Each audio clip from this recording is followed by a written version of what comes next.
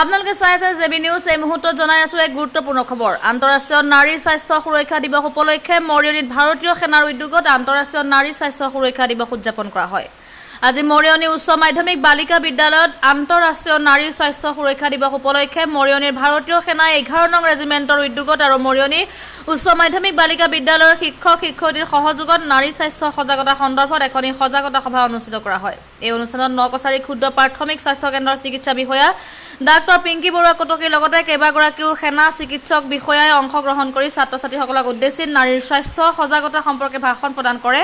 লগতে মৰিয়নিৰ আশা কৰ্মীসকলে বিদ্যালয়ৰ ছাত্ৰ ছাত্ৰীসকলৰ মাজত চেনিটাৰী নেপকিন বিতৰণ কৰে। অনুষ্ঠানৰ শেষত বিদ্যালয়ৰ প্ৰধান শিক্ষয়িত্ৰী শ্ৰীমতী ববিনা তাঁতী আগৰৱালায়ে এই শিবিৰ অনুষ্ঠিত কৰাৰ বাবে 11 নং সেনা ৰেজিমেণ্টৰ কৰ্তৃপক্ষ আৰু উপস্থিত থকা সকলোকে ধন্যবাদ জ্ঞাপন কৰে। Bureau report Jebi news.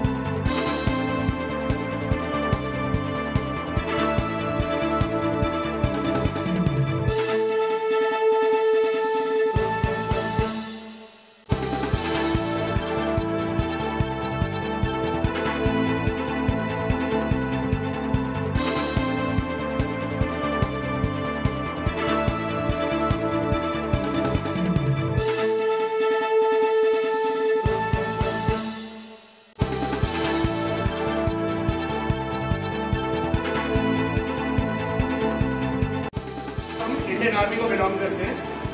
तो अभी जो एक इवेंट जिसके बारे में कैप्टन शुभम और हुआ हार्टिएस्ट थैंक्स बिकॉज उन्होंने अपने बहुत ही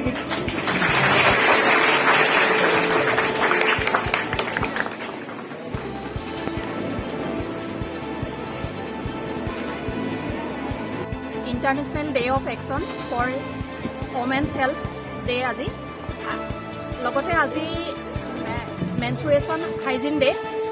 আজি 28 মে অৰ্থাৎ মেনচুৰেশ্যন যিটো পিৰিয়ড সেইটো সাধাৰণতে মাইকী মানুহৰ 28 দিনৰ মূৰে মূৰে হয়। গতিকে আজি 28 তাৰিখটো সেইকাৰণে চিলেক্ট কৰা হৈছে আৰু লগতে এই পিৰিয়ডটো চাইকেলটো 5 দিনৰ কাৰণে চলে। গতিকে মে মাহত লোৱা হৈছে।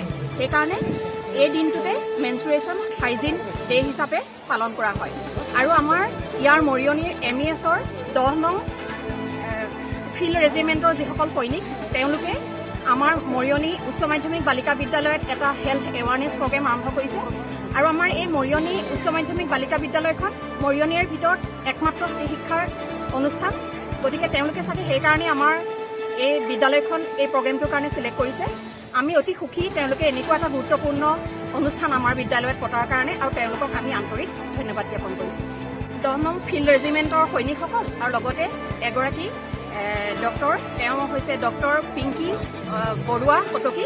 তেওঁ ইয়াত ছাত্ৰীসকলক এই মেনচুৰেশ্যন পিৰিয়ড যিখিনি এই পিৰিয়ডত যিখিনি সাৱধানতা ল'ব লাগে সেই বিষয়ে আৰু ইয়াৰ সমস্যাৰ বিষয়ে বিশদভাৱে আজি ছাত্ৰীসকলক অৱগত কৰে আৰু লগতে এটা তেওঁ হেল্থ চেকআপো ছাত্ৰীসকলক কৰি আছে।